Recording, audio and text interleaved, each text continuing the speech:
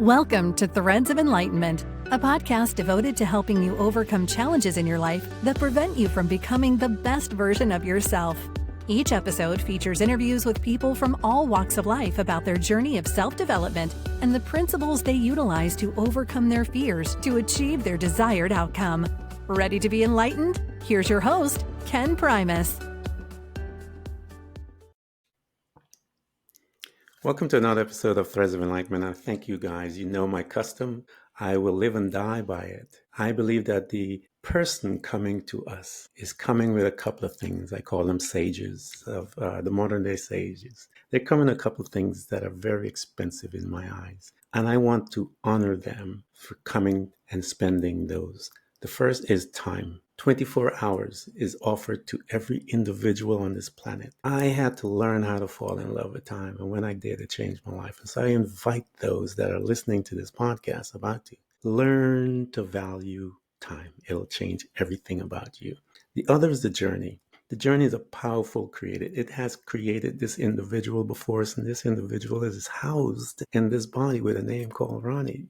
And so we want to welcome her to come to this place that's called Threads of Enlightenment and assist you and I to become better human spirits. Why? Because she's gotten a few things from her journey that we want access to. And that's the other thing I want to thank her for, the journey. The creator that created her gave her some stuff inside of her. Wisdom, knowledge, insights. We want access to that stuff. We want to dance there. Why? Because it's going to help you and I to become better human spirits while we're here on this planet. Ronnie, thank you so much for coming to Threads of It. Thank you for having me. It's great to be here with you. It's an honor to have you. And as I said, I don't believe people come to this show just to come. I believe, and I do a lot of meditation and bringing the right people here because I know that my audience are listening and we want them to be rescued from some of their pain. And so the question that I usually ask every individual that shows up, Ronnie, is this. Because we talked about the two journeys, the independent journey, and then there's the interdependent journey.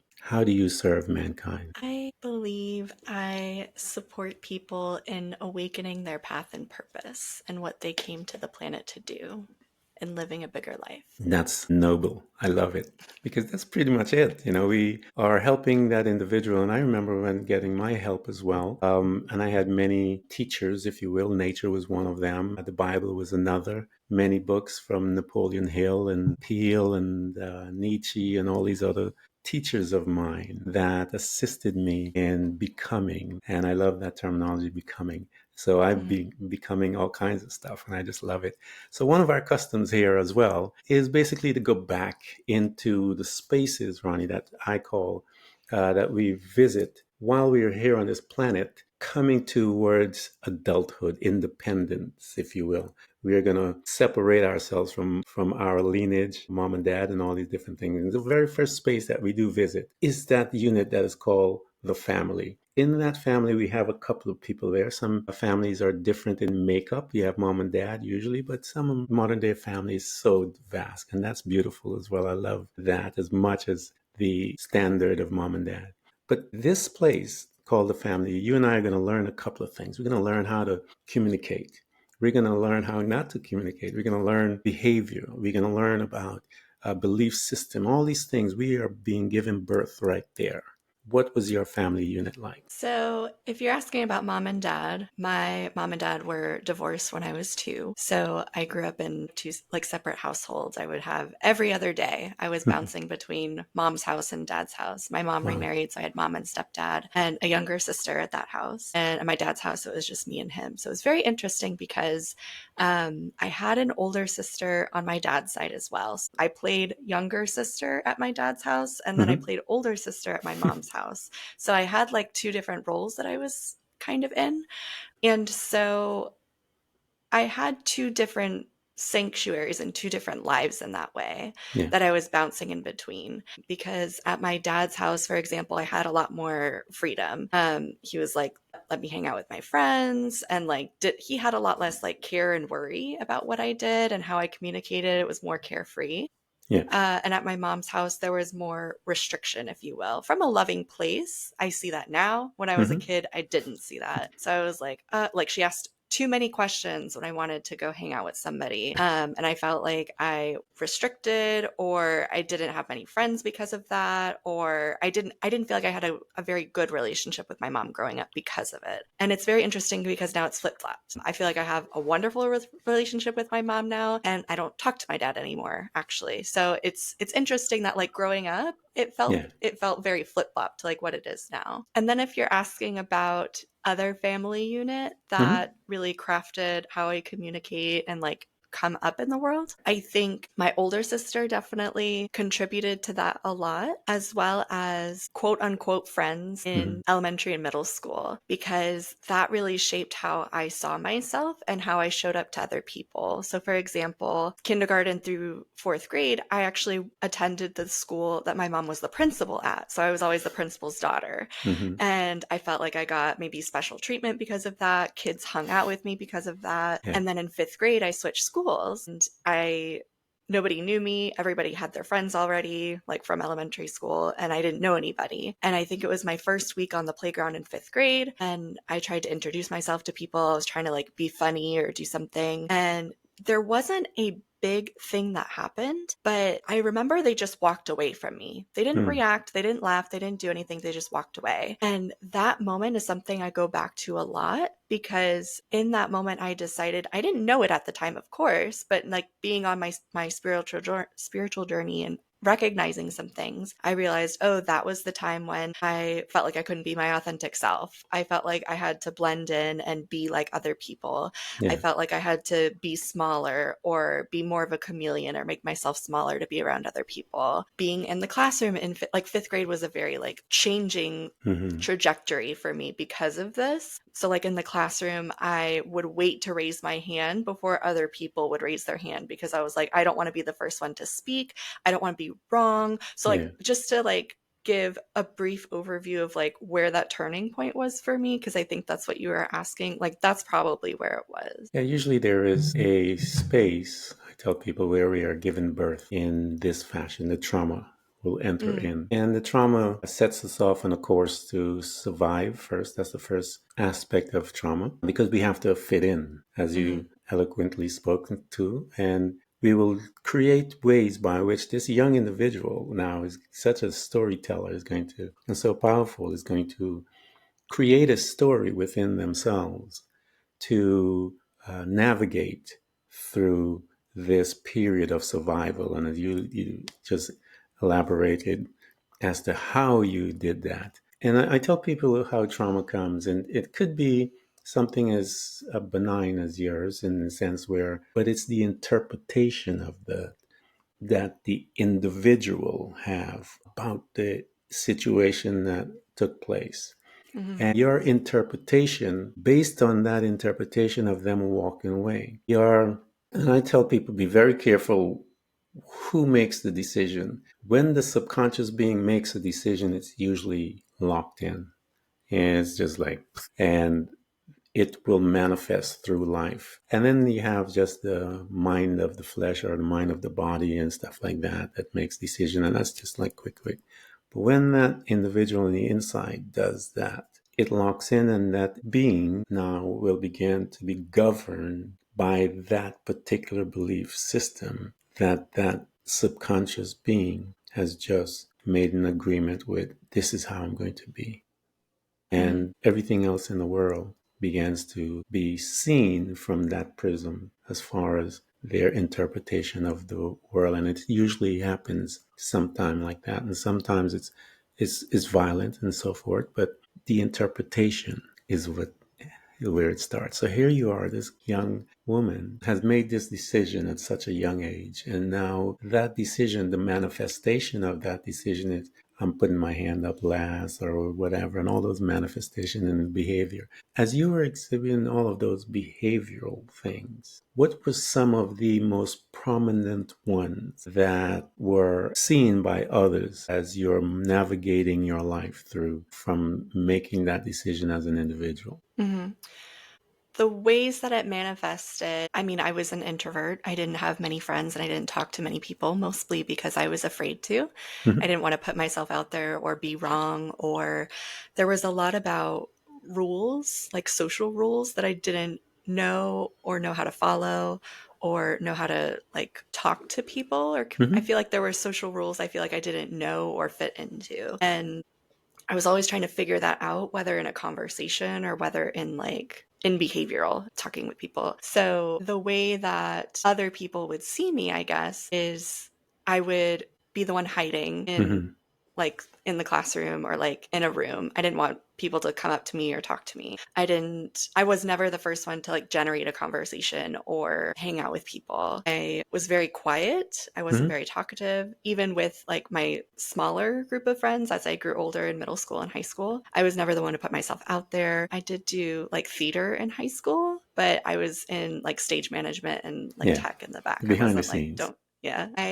Other ways that it manifested that maybe only close personal people would see, I did like start to self-harm in middle school. I would like cut myself. And so I saw a therapist for a little while, and I'm trying to think if there was anything that like that wasn't something that like every person in my life would see, like Mm-hmm. every person in school, but like that people I would tell like close friends too. Does that help answer your Yeah, that's question? perfect. I mean, that's your truth, as they Hmm. say. And again, when we were talking about programmers, and most people look at society and religion, which are, also programmers, but I had mentioned to you the most dangerous ones that we don't talk about that much. A low self-esteem is one of those things that programs an individual all through their life until you begin to deal with it. Hmm. But in a lot of the women and young girls that I've dealt with, a lot of them, that low self-esteem is one of the major programmers that they have in their life. And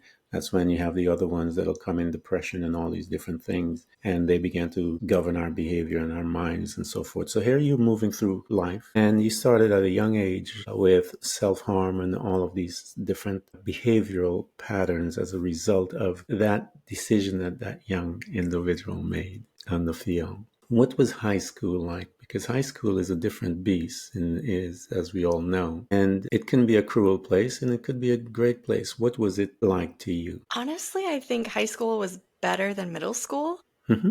I think middle schoolers are just so harsh sometimes. And my girlfriend's a middle school teacher, I think, so she gets it too. But middle school, you just have like all the hormones and like it's new things and like all the kids are like going through it. So I feel like it's just meaner. But in high school, I feel like I was coming out of a lot of bullying in middle school Mm-hmm. and like sexual abuse in middle school and like the self-harm in middle. I was feel like I was coming out of that a bit and maybe more establishing Yeah. with clubs like theater or like more closer friend groups. I did experience a lot of um, people talking behind my back. Like Mm-hmm. I had a close friend group of girls, and I remember they like made a group chat without me and I was left out. Or I showed up and I did my hair a certain way one day and I heard them like talking behind my back about it. And so like the close friendships I thought I'd made were not the friendships that they turned out to be. And so I remember I felt left out. I felt like I was made fun of a lot,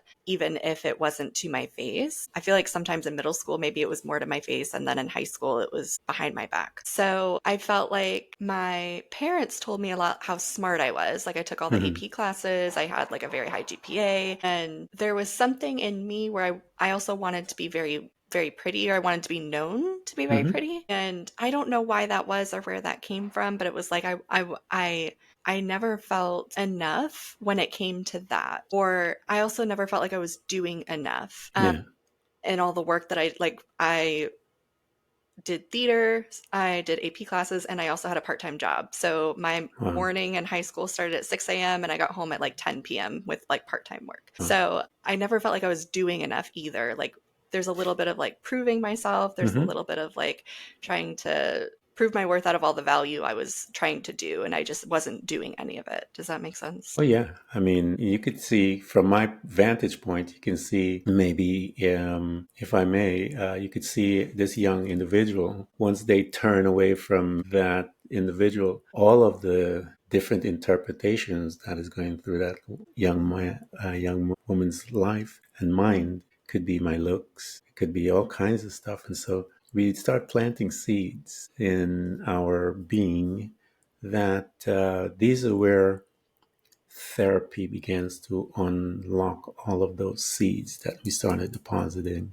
in there. So when you have a bunch of people turn away from you, it could be, oh man, a million different things. They didn't like my voice, they didn't like my look, they didn't like this, they didn't like that. And that individual will start planting all kinds of vegetation from that one encounter. And it's Mm-hmm. later on in life when you begin to notice that they're here. I handled this, but wait a minute, there's this here. I didn't know that. And so we are excavating all of those seeds that we have planted. And some of them have grown as big as cedar trees, as they say, and others are still down there as mustard seeds, as they say, but they're there. So here you are, you're moving through life, high school a little better, but there's still the energy is still following you as to how people behave. And so, because Mm-hmm. that is who you are and what you are at that time.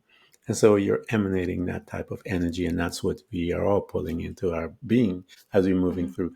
You're looking in to college and your mom and dad has said to you, you're smart and you've been, doing that and focusing on your education and all the different things. And you're looking at college now. Where did you go and what field did you pick and why did you pick it? So I decided last minute to do community college Mm-hmm. and just get my AA in business management.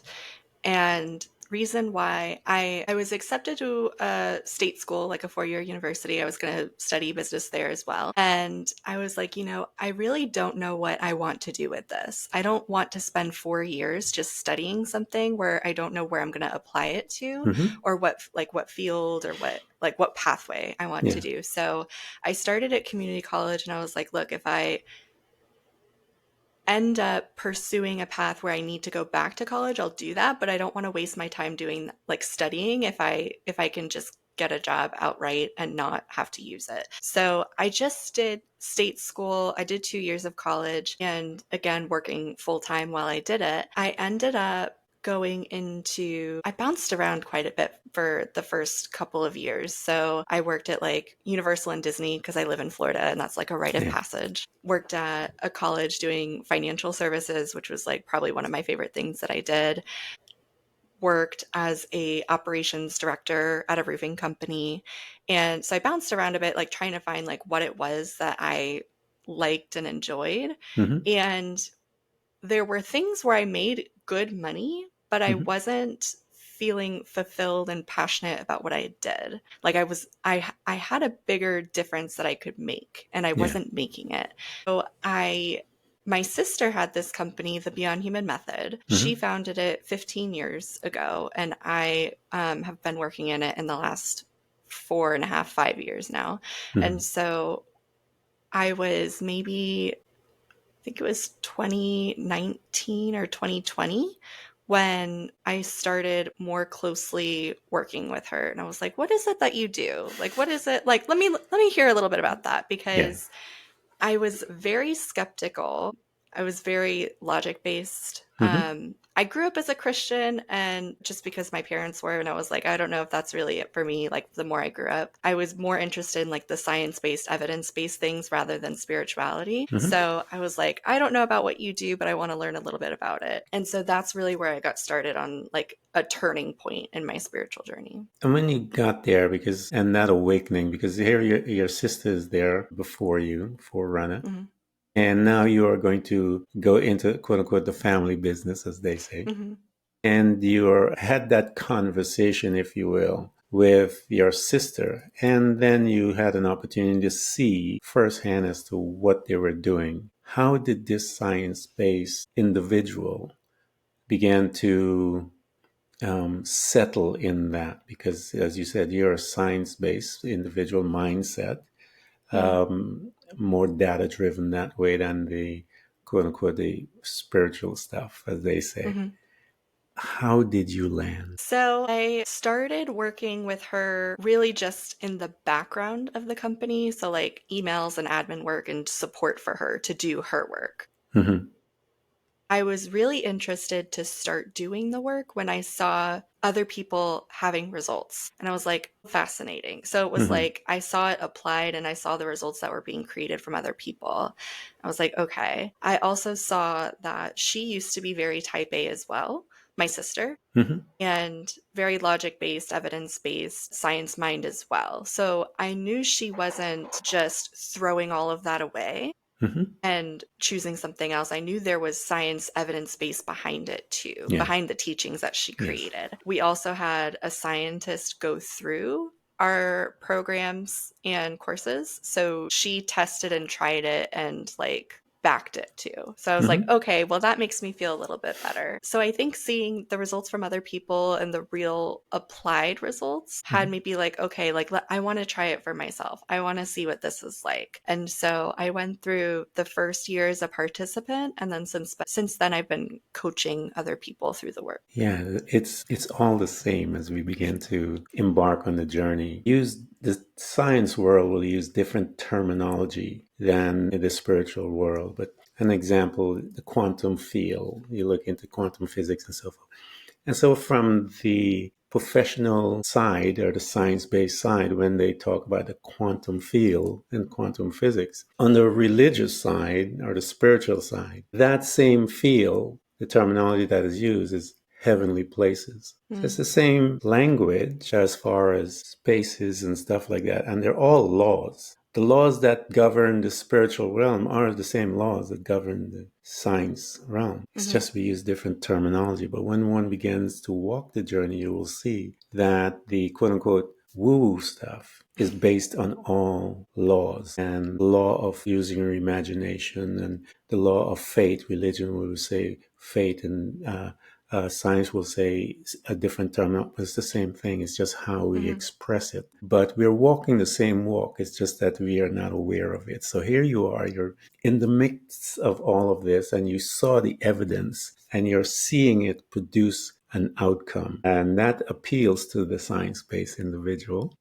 And as you're seeing the outcome, you began to dip your toes into it, if you will. And as you began to put your toes into it, talk to me, Ronnie, as to how did it begin to make results in you? How did it begin to Mm-hmm. land? How did it begin to extract stuff, make you aware of? What was that walk like as you began to engage in a more focused manner with Mm-hmm.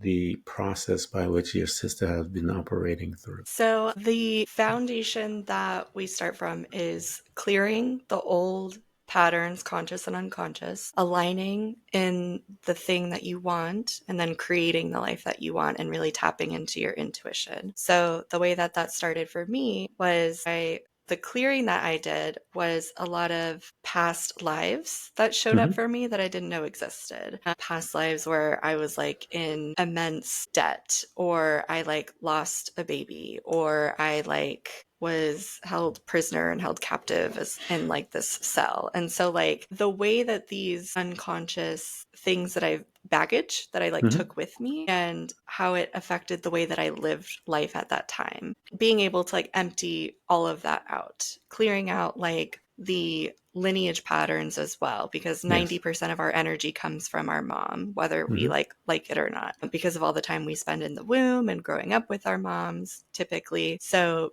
clearing out a lot of the not good enough or I don't matter coming from like mom, grandma, great grandma, like all of that that was bestowed upon me. All of the societal patterns that I was Mm-hmm. given as a white woman living in America, they're all different from like a Asian woman living in Mm-hmm. China.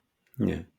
So being able to clear all of that out of my pathway. So clearing from all these different angles, it's kind of like emptying the cup. Like now that Yeah. I've emptied the cup and I get to fill it up with all the things that I want to fill it up with. So that being like more love, more authenticity, more fulfillment, like finding the path that I actually want to fulfill on. I think the more that I emptied my cup, the more that I also found my most authentic path. Mm-hmm. So I ended up coming out to my mom and my parents and my family. I came out first with my sexuality, and then I Mm-hmm. came out with my gender identity. So I identify as a non binary person. I use they, Mm-hmm. them pronouns. I have a completely different name. I Yeah. wasn't born with the name Ronnie. I was born with a different name. And I got to go through like the whole legalizing process to like change my name. Yeah. So, like, the journey for me was mostly about my most authentic person and finding who that is and the freedom to live my most authentic version of myself. I think not only that, but the love that I was able to receive from others, Mhm. because of the level of love that I accepted for myself. We only accept the love from others that we think we deserve. So for me, that wasn't a lot 4 years ago. And so I was in a relationship for 7 years, somebody that I was with in high school, and we were off and on for 7 years trying to figure things out. At one point I was like, I can't really do this anymore. This isn't quite it. We were engaged and I was like, I got to break this off. I'm sorry. Yeah. And it was kind of like trying to put a puzzle piece into the puzzle and trying to like mash it in and like hope it fits, but it like Mhm. wasn't quite fitting. And I was like, I don't think this is it anymore. Like the more that I opened up the love for myself and like my authentic path, the more that it wasn't working with that person. Yeah. And having to be okay with that, having to allow myself to change so that like the relationship could like change too. And that's a hard decision to make for people. Mhm. I've talked to other people that have had to make the same decision. People who've been married for 5, 10, 15 years that have like, oh my gosh, I don't know how I could do that. Like leave my spouse, like that's all I've ever known, or like we have such a life together with kids. And it's a hard decision to make, but if it's most aligned for you and it's most authentic for you and what would serve your path and your Yeah. purpose, like that's what you have to honor. So I say that because the more that I opened up the love for myself, the more that I cleared away all the ceiling, like the ceiling of love that I could receive. And that's what really allowed me to meet my current partner, who I'm now engaged to. We've been together for 2 years, and I get to receive so much from her. Like she Mhm. loves getting up in the morning and like making me breakfast and making my tea and my coffee. She's like, and she like wakes up next to me. She's like, I'm just so lucky. I'm just so lucky I have you and I get to wake up next to you. And like I was just on a meditation retreat for 10 days. I was silent. I didn't have my phone or any Yeah. communication. And the first thing I did when I got my phone back was call her, and I was like, hi, I want to hear your voice. Hi, I'm so happy to see you. And we like cried at the airport when we got to each other. So it's like just the level of love that's available now on the other side because of like the ceiling that I just kept breaking away and raising and breaking away and raising. Talk to us about that, because I know there's a lot under that. There's a lot of people that are not living that authentic life, and they're in the midst of many things, many situations that they place themselves in, relationships and jobs and all the other different places. And they have been living all their life, Ronnie, to please everyone. The program tells them that this is how you ought to be. And so they're there and they're in pain. You know, I see the pain in your face once you were describing where you were. And I remember my location as well. But you had mentioned that you started to become more in love with you and started to love yourself and your authentic self. And so most of us, we live for mom. I was 35 when I became an individual, when I severed my mindset as to my relationship with my parents. As when I gave birth to Ken Primus, I was 35 years old and I had 4 kids. And I still was living for my parents. And so it was an incident that afforded me the opportunity to become. And so as we are caught in these identity lifestyle, and has nothing to do with us, has to do with wife. I'm a wife. I'm a good husband. I'm a good everything. I'm a good employee. I'm a good daddy. I'm a good mommy. But nothing about the self. How did you learn? What did you bring into your space to begin to love you, to discover the authentic you? It's a great question. I think the more I worked in this program of law of attraction, like that's really what it's based in, is like attracts like. You're creating your reality. You're creating everything around you. So if you're creating experiences of like not feeling good enough or never getting anything done right or feeling like the relationship that you're in is like not a fit, like that's you creating your reality because of your energy, your thoughts, feelings, and actions. So if you change your thoughts, your feelings, and your actions, you change the experience and the reality. So the more that I realized that, and I was like, okay, like I'm the one creating this. The more I change me, the more I change the inner me, the more the outside changes. That's what really had me focus more on myself and my inner work to have everything else shift. So my thoughts about myself, not thoughts about other people anymore, not thoughts about how I was being experienced by them or showing up by them or how they interpreted me, or was I doing it the right way or the wrong way, or worried about like how I was showing up to them. I was more than concerned, okay, how am I showing up for me? What are my thoughts about me? What are my feelings about me? Because that's when I started to see and test for myself too, not just like take my sister's word for it, but like test for myself, okay, the more that I change my thoughts and feelings, the more that the people and the experience around me is changing. So little by little, as I was testing it, and there were baby steps. It wasn't like I do one thing and then like, whoa. But like with every baby step, I was like, okay, like focusing more on the internal so that the external is then changing around me. Yeah, we call that karma. But when you say karma to people, they're thinking of bad, good and bad things coming back to you and all that stuff. But karma is a law. And if you put out, it says karma is basically a reward system based on what you are putting out. So we are all living within karma every day. Micro relationships. If I'm putting out whatever, some of the things you'd mentioned about, I will attract that.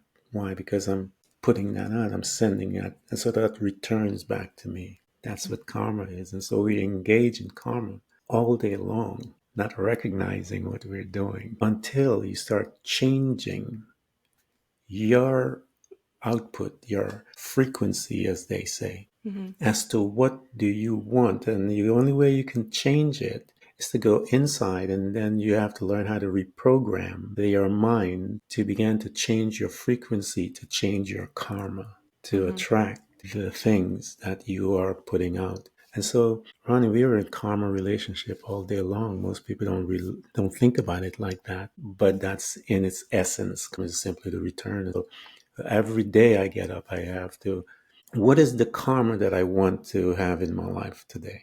And so I have to have that conversation in my bed when I'm coming up. I began to express gratitude. I want gratitude to come. I want certain things. And so as I began to send out the energy, then that karmic law will begin to bring that response back to me on a daily basis, every day, every day, every day. And so it puts the onus, if you will, on how we show up every second of the day. And so that is when we tell people you have to learn to live in the present, because whatever karmic energy you send out will return. So if you live in the present, you're going to be mindful of what you're sending out. So I always tell people, pay attention to yourself. You're listening. The inner man is listening. So be careful what you allow to come into your sphere via language, what people say to you and what you say to yourself, because you are going to end up believing them. So here you are, you began to experiment, and I love it because you now are going to become your first client, because you're going to be a teacher, but you are going to be on a personal level. Your sister was her first client. You on a personal level are going to now become your first client, because and so you're going to do things and see what works, the data. You're going to start to look at that. As you began to attract all of these things, and I love how you explained that you went in and then began to make request and demand on the self to get what you wanted from you. And as you did that, then you were able to affect your outcome. And that is the energetic being. All of us are energy. And so you will pull energy that you need because you have sent out the type of frequency. And so you will pull it to you. So you are now experimenting, having a good time, learning. Here is the scientific mind. This scientific mind talked to me as to how she began to express herself with this data coming in, being her first client. Now you have some stuff to think about when it comes scientifically with the woo stuff. How did you manage? So let me see. I think the first thing I would say about that is, like you call it karma, I would call it law of attraction. It's the same thing, right? Same. Yeah. So you're always attracting something. There's always something coming to you based on your alignment. And I would call it like your point of attraction based on your energy. So whether you like it or not, it's coming. And you need to change your point of attraction to have the things that you want actually come to you. So point of attraction would include the conscious and the unconscious thoughts and feelings that you may not be aware of. As you progress on your journey, the things that you are not aware of will be shown to you when you're ready to see them. Yeah. So like that thing that happened in 5th grade, I wasn't aware of that until maybe 1 or 2 years into my journey, right? Yeah. Like those are the deeper things that really affected how I saw life and how I attracted and what the experiences were that were coming to me. So every step going deeper and then being shown those past experiences and past memories that were then playing into the things I was attracting. So for example, you're asking, like, as I was experimenting, I would say like really taking a evaluation of all the things that went into my alignment. So for example, I was drinking or I was smoking, and it's like, oh, okay, well, that's clouding my judgment. That's clouding my presence and the way that I see things. Okay, so I have to. I stopped doing that. I stopped stopped smoking in 2021 and stopped drinking completely in like 22, I believe. So recognizing the things that are like clouding my judgments and then being like, okay, like how does it look different now? Especially when I was experimenting with my authentic self and how I wanted to present myself to the world. I would experiment with my clothes and how I showed up to people and how I wanted to express myself. So there was one point where I was trying on the clothes in my closet, and because I was very masculine at the time before I realized I was non-binary. I was still like a very masculine person. I wore like men's clothes and women's clothes. So I had on like some men's shorts and like men's shirt, and I had like some long hair. And I looked at myself in the mirror and I just started crying. And I was like, the bottom half of me doesn't match the top half of me. And I don't feel like this is completely aligned. Yeah. So I called my hairdresser and I was like, is there any way you can cut my hair today? And she was like, if you get here in 30 minutes, I'll cut your hair. And I was like, oh my gosh, thank you. And so I chopped off all my hair. If you're watching the video, you can see it now. But I think that was also a big alignment piece for me, was like being able to align in how I wanted to present myself to other people, not because of how other people would see me, but how I wanted to see myself and how I wanted to create this avatar and how I wanted to like show myself to the world. And that's something that I keep playing in every couple of months, is like, how do I want to look? How do I want to present myself? How professional? Like, what's my vibe? What's my theme that I like want to be, and like what's most authentic to me? So that's like one of the experiments and like sandboxes that I play in sometimes. I think also is it's very easy with like material things, like with car or with money or with job. And so being able to play with money in that way, like, okay, the more I align in XYZ, my thoughts, feelings, and actions about abundance and wealth and whatever that may be, the more money that comes to me. Or if I make like an energetic agreement about money, then this thing may come to me. So like being able to like play and experiment in that way too. There's a great book, I think it's called E Squared, and it's a great place to start with the experimenting. So like it may prompt you to like think of an object like a butterfly or a flamingo and set the intention that you see 3 flamingos today, and you're like, okay, like this sounds crazy, but like let me try it. So you may see like a flamingo on a bumper sticker, or like one like out in wildlife, or you visit a zoo and you see a flamingo, and it's like, oh, okay, like that's the universe talking to me. That's my that's the law of attraction in work. Like I set the intention and then it comes. And so like being able to play like that, like what's the intention that I set, and then it comes to me, and being able to like see those results in real time, right? So another thing I would say is like, if you were aligned for it, you would have it already. So if you were aligned for the great relationship or the house or the car or the like freedom that you want to experience, you would have it already. So what are the things in the way of you being aligned for it? What are the thoughts and the feelings and the actions that are in the way of being aligned for that thing that you want? And so that was like the experimentation the framework that I would always work in as well. Yeah, I hope you guys are listening to this. And one of the things that I tell my audience to learn, it's a practice just like anything. Learn to transition from being a listener to becoming a hearer. A listener will listen to a podcast and then they'll move on, but a hearer will hear something and they will become disciples. And when they make that transition, when you hear it, it enters into that subconscious being and begins to reside there. And that individual will then take action, corresponding action, to bring to pass what they just heard.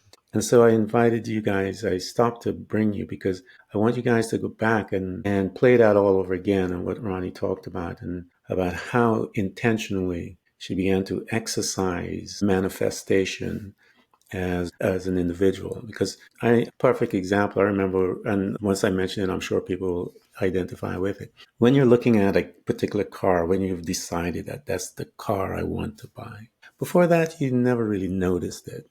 But after you've decided that this is the car I wanted to buy, you will be amazed how every second you're seeing this car. And why? Because you have zeroed in. We have the capability that once we zero in something, the subconscious being zero in. That's why Ronnie is teaching you how to do that by exercising your muscles, if you will, by bringing in these objects and these creatures and whatever. But you need to exercise that.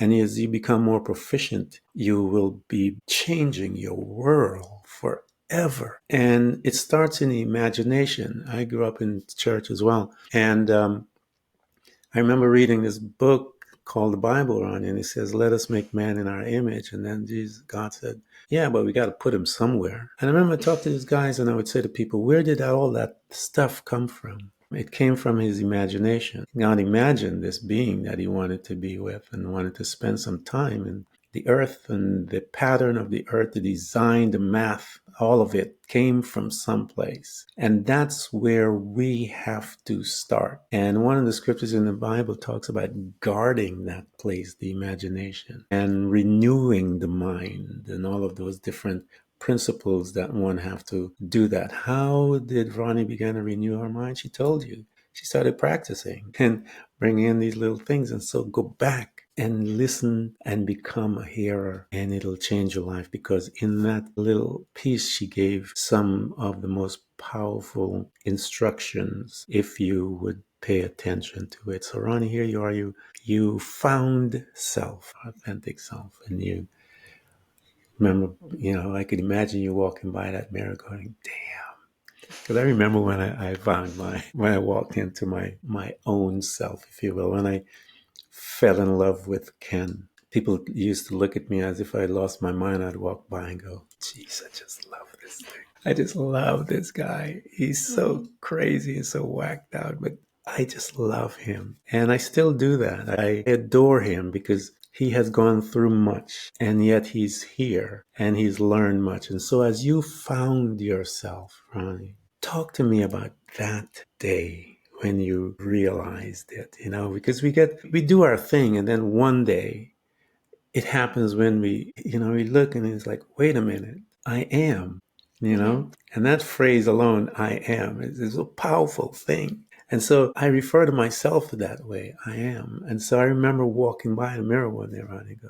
whoa, I am. Talk to me about that day. So I feel like it was a number of days that culminated together. So like Usually, yeah. that first day, Mm-hmm. I shared, like, I was like, oh, I have to cut off my hair. Like, okay, looking at myself in the mirror, like this is how I want to represent myself. Coming out to my sister, being like, I want to change my name. I want you to call me a different name. And she's like, okay, well, what does that mean? What does that look like? And like, so being able to like have that conversation with her, and it's like, oh, okay. Yeah. And the more that I shared that with my friends and family and community and like the people that were closest to me, and feeling the love and acceptance, I was very lucky, because I know it's not how it goes for everybody. I never received any harsh words or comeback or like any push as I came out to people. And for that, I'm very grateful. I was always very loving and accepted in open arms. And I think there was always fear for me, like, will I be accepted? Will I be loved? Like, what is this gonna look like? And so I think that's what really helped the walls come down for me, and the fear come down for me, is like, I am allowed to be myself and express myself and show up as like who I truly am. The more that I came out and like showed myself to the world and like cracked that open, the more that the more accepted that I felt. And I think it was an event that I did with my sister. It was like an in-person event where we had like a three-day event where we invited like people to like come and like do work with us. And I showed up in this bright red suit and like some like brand new shoes and walking down the hallway and being able to walk up to people and like just like touch my hand on their shoulder and be like, oh my gosh, hi, I'm so excited that you're here. And like I just felt like I was radiating this energy of love and compassion for other people. I wasn't showing up in the room scared and afraid.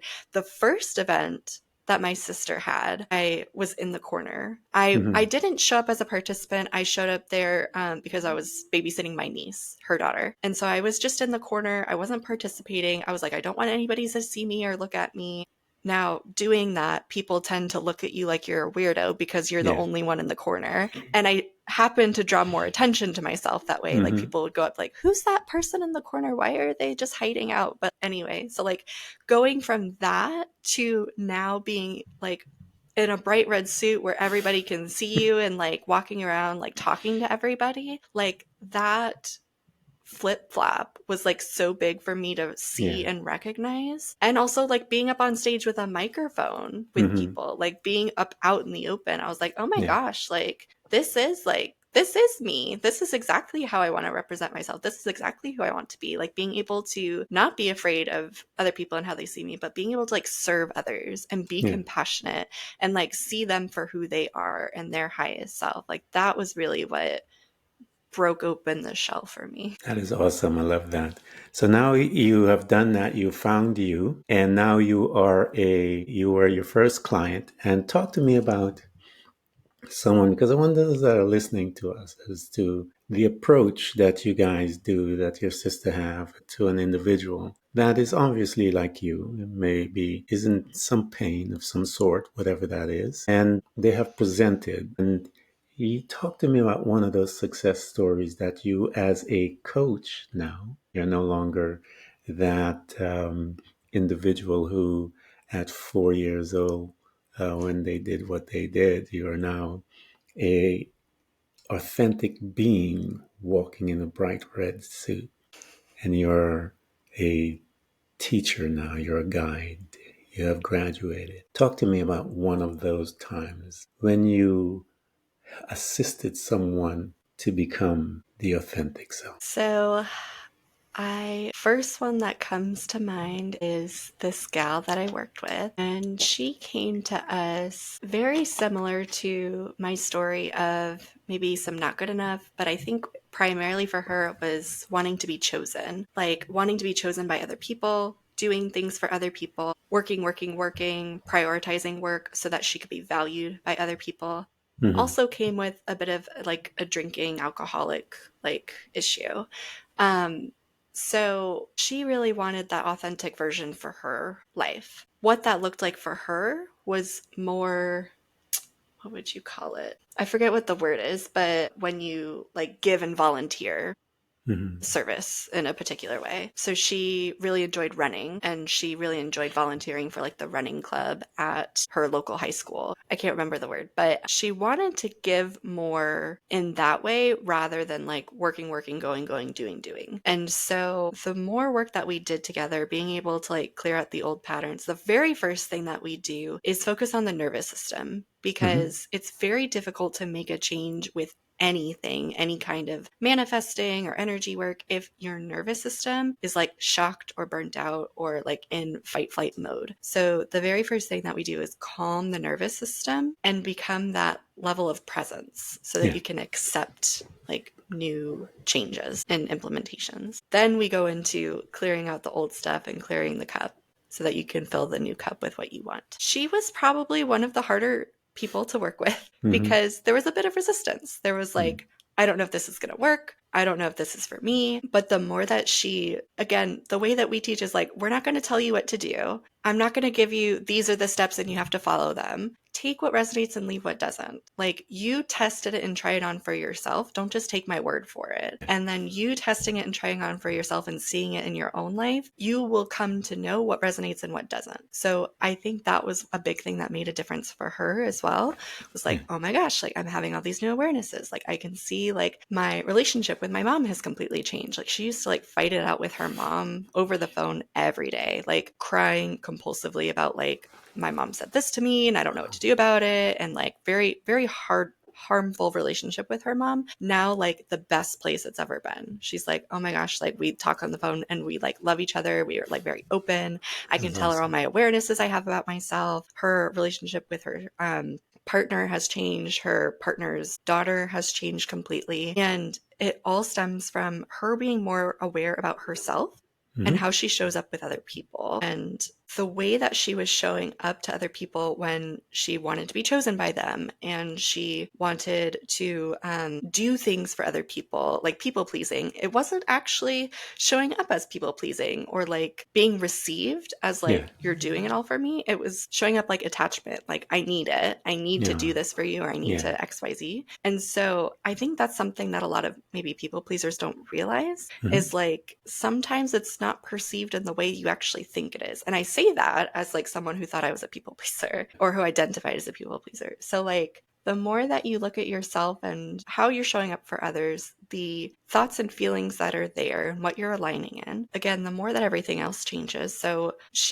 I think she took off 2 months of work to travel, like road trip across the US, because she loved nature. She loved hiking and being in the mountains in Colorado. So she like took a vacation to do that. She like took her dogs with her, made it a thing with her partner, like a whole trip, and like being able to find that balance with like serving her clients at work and then also like serving herself and like finding time for herself. And that was a big thing for her, being able to like volunteer her time more at the running club at the high school. And I think she became a like director or leader in like a volunteer space of some sort, and being able to like find the ways of service that she wanted to provide the world without I need to be chosen in the way of providing that service. I hope you guys heard that. Ronnie and I have been talking for an hour and change. And so I want to thank her. Ronnie, thank you so much for coming to Threads of Enlightenment and engaging with us, because I wanted people to get a chance to drink of you and your wisdom and your knowledge that you gain. Ronnie is an individual that has gone through some stuff. I always tell people, I'm trying to keep it clean right now. Has gone through some stuff that has made her able, if you will, to be able to help those that need help.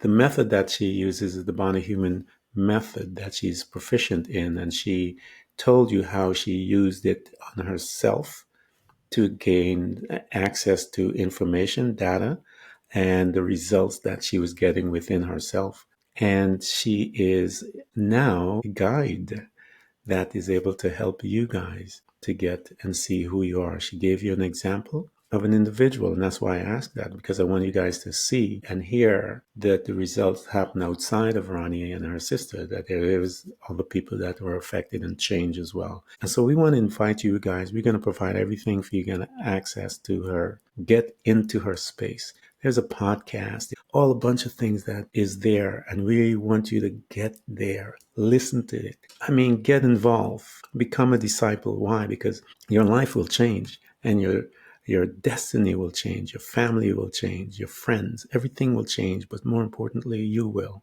And so we want to thank you for coming to Threads of Enlightenment and just opening up yourself to us and giving us the opportunity to partake of your wisdom and your knowledge and all that is you. Thank you so much for coming. Thank you, Ken. Thank you for having me. It's a pleasure. Thanks for tuning in to Threads of Enlightenment with Ken Primus. Hopefully you're now feeling more empowered to overcome the challenges in your life, whatever they may be. Share that inspiration with others by telling them about this podcast, rating it, and of course, remember to subscribe so you don't miss a single episode. For more connection, you can find us on Facebook and Instagram by searching for Threads of Enlightenment. Until next time, stay enlightened.